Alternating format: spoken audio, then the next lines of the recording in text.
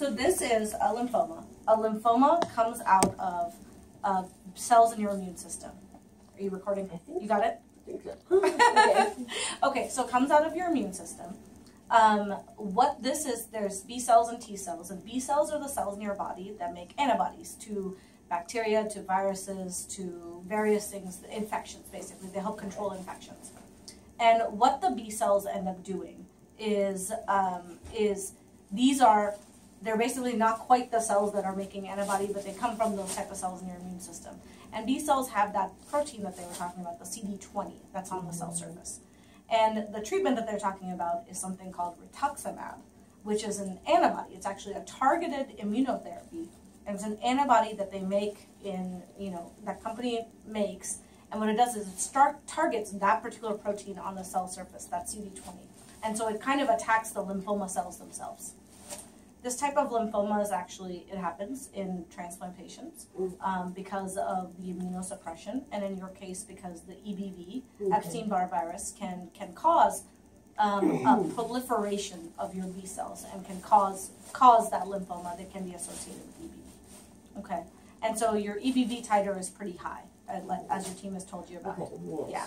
So, which is basically the virus. Taking a look at the virus. So we suspect it's related to all of that. Now, what they generally sometimes do with this is they will cut back your immunosuppression, and because they were worried about, I think, a lymphoma or PTLD, so it stands for post-transplant lymphoproliferative disorder. So the lympho is the lymphocytes, which are part of your immune system, and proliferative just means cells that grow fast. Or cells that are growing. Proliferation is just cell. Well, it sure did grow fast. Yeah. Yeah. So it you didn't see it before, and it kind of came on quickly, and they are kind of medium to large sized cells, which mean that they are growing fast. And they actually take a look at the stain on there to see how fast they're growing, and about 50% of those cells are growing at a time, which is pretty fast. Okay. Growing fast actually means that cells respond to therapy better than cells that grow slower, because therapy affects cells, the cancer therapy, all of it. So both the rituximab, the targeted therapy, and the chemotherapy, which may also be something that we use here, affects cells that grow fast. So the fact that it's growing actually makes it susceptible to the treatment, which is good. But it also is balanced with the fact that it's growing fast, and usually fast growing we call that aggressive. Okay. So usually what we end up doing with these is the first step is kind of cutting back on the immunosuppression and seeing if that helps. But most often we end up giving patients like you something called rituximab, the antibody, right? And we sometimes, there's a little bit of difference in how people sometimes do it. We initially start with the rituximab sometimes, and we will do a treatment of that once a week for 4 weeks and see how you're responding, and we can follow blood work to see if you're responding. But if it seems like it's still growing, then we would actually add in chemotherapy, which is 4 different drugs, but it's something that we can talk about in detail later, because I think we start out with the rituximab, the targeted therapy, and then if you're not responding, or even if you do respond but there's still disease, then we add in the chemotherapy after that. And we can monitor that with blood work as we're going, and sometimes if we need to do scans, we can do scans. So I think that you need treatment, to tell you the truth. What I'd like to do is actually chat with a few of our attendings. One of them will probably be glad to see you tomorrow, but I think that we may even try and get you over to our oncology side of this hospital. And I don't know if your team had mentioned that to you at all. She did, yeah. Sometimes your team has done an excellent job. All these things are really just kind of pending. So I think we may even try and get you transferred over there to start treatment. Let me tell you a little bit about side effects and things like that with the rituximab, because I think that's where we're going to be heading. Okay.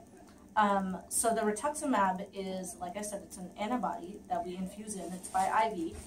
And the most problems that people have with rituximab is when during the infusion they can have kind of a allergic type of reaction to it. Oh, she's allergic queen, so. Well, this is an antibody, so it's a little bit different than other things. Okay. Sometimes people can get like fevers or chills or like shaking, things like that can happen. If that happens, what we do is we stop it. We give you some Benadryl, some antihistamines, those kinds of things, and then we can even restart it slowly.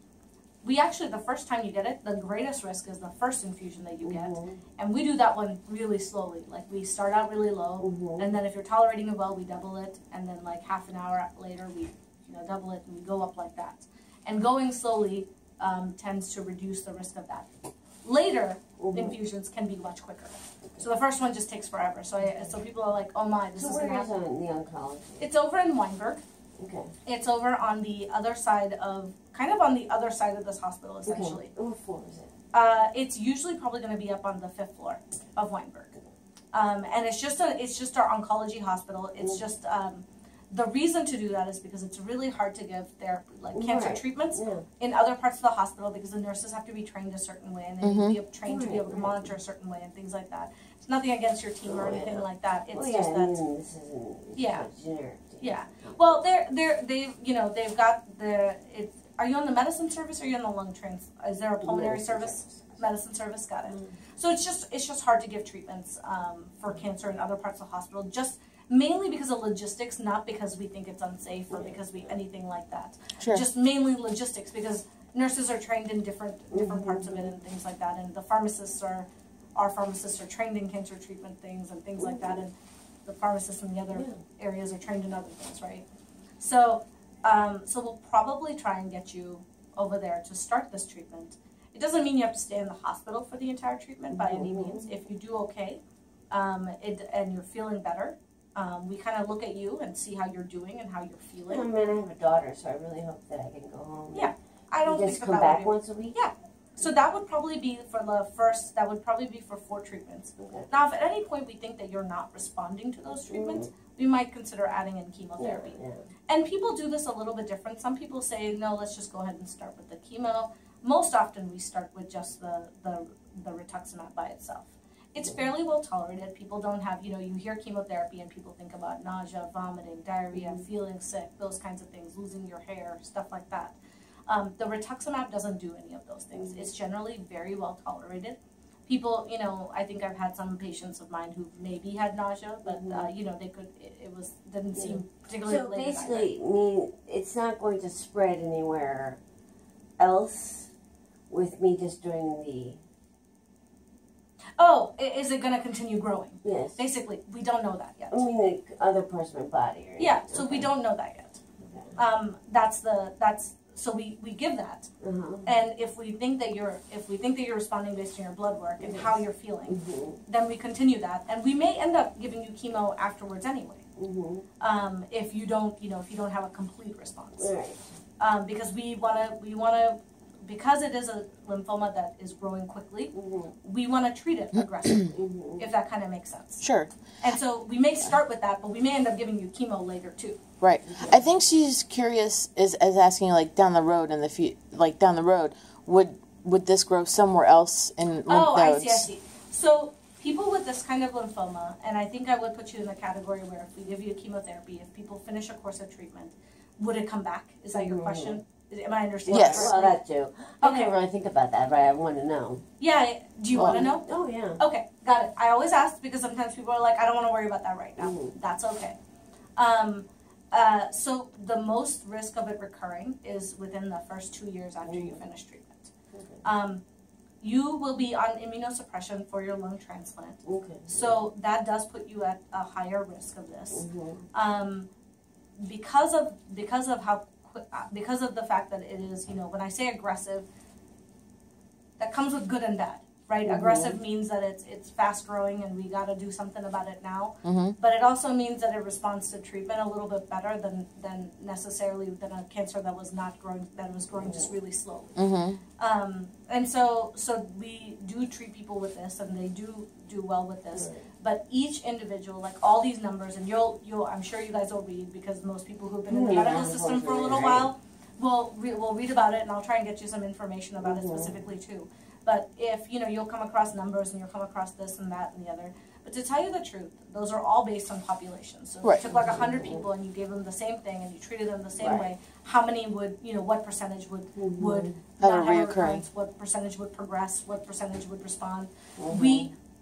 That speaks to a population base, but it doesn't speak to you. So really, I often tell people, I say, this is a treatable lymphoma. And we often will tell you a little bit more about how you might specifically do, seeing how you respond to the treatment. Because I think that how you respond to treatment will really tell us how your cancer is responding to the treatment, which will tell us how you're going to do with it, if that kind of makes sense. So I don't mean to kick that can down the road a little bit, but I think that. Now, then, if I do chemo, about how long would that last? And things? So yeah, so the first step would probably be, now take this again with a grain of salt, because it really will depend on the talking with different attendings and trying to figure out exactly what we're going to do in your case. Most often this is what we do, but if this changes, please take this with a... so we would take, what was it called, that R word? Rituxan. Does that help? R-I-T-U-X. Okay. Rituxan. A-N. Okay. Yeah. Rituxan. Yeah, and we can print out stuff like that. That's not a problem. So that one is usually once a week for 4 weeks.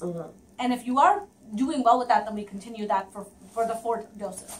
After that, we reevaluate and see where this is. Like, do you still have lymphoma? Does it still light up?